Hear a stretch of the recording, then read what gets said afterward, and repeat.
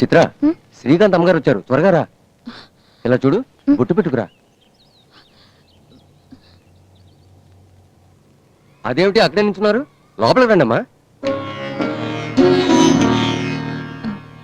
నమస్తే, లోపలికి రండి.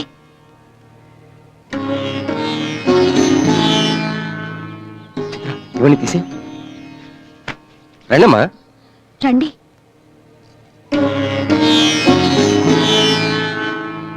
రండి, కూర్చోండి. సావకాశంగా కూర్చుని సంబంధం మాట్లాడడానికి నేను రాలేదు. మా అబ్బాయి ఇష్టపడ్డాడు, కానీ ఈ వివాహం చేయడం నాకు ఇష్టం లేదు.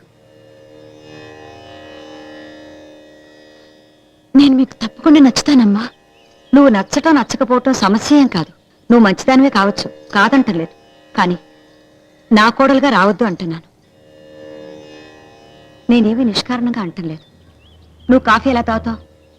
నేను గ్లాసుని ఎత్తి పోసుకుని మరీ తాగుతాను. నువ్వు వంటలో ఉల్లి వెల్లుల్లి వాడతావు కదూ, కానీ నేను వాడను. శనివారం వస్తే నాకు పలహారం, తెల్లవారు తులసి పూజ చేసి గాని ఏ పని ముట్టను. వంట, వార్పు, ఆచారం, వ్యవహారం సమస్తం. మా పద్ధతి వేరు, మీ పద్ధతి వేరు. నా తండ్రి రాఘవాచారి గారు సదాచార సంపన్నులు. ఆ వంశంలో పుట్టి నేనెలా మారగలను? ఈ రెండు ధ్రువాలు ఎందుకు కలవటం? ఈ వివాహం జరగదు.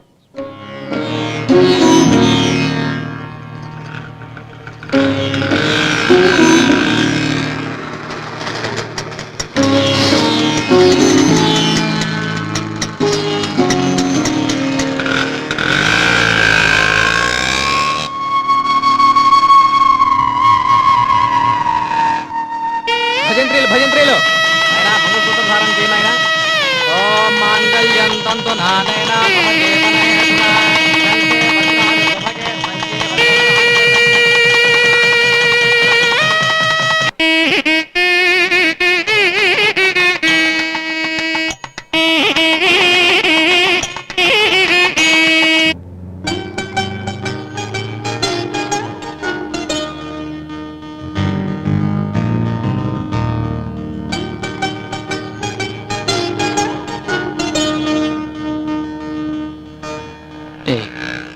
ఏమిటి?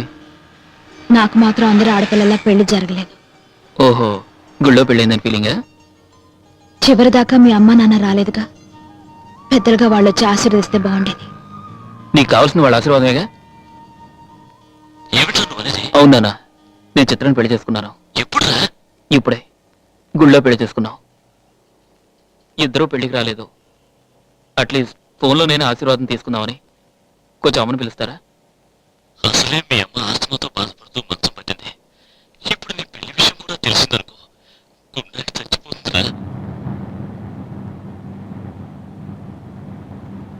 అమ్మకి ఎప్పటి నుంచో ఆస్మా ఉంది. పైగా చలికాలం కదా, మంచు ఒకటి.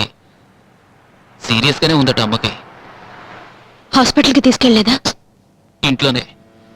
అమ్మ హాస్పిటల్కి వెళ్ళడానికి ఒప్పుకోదు.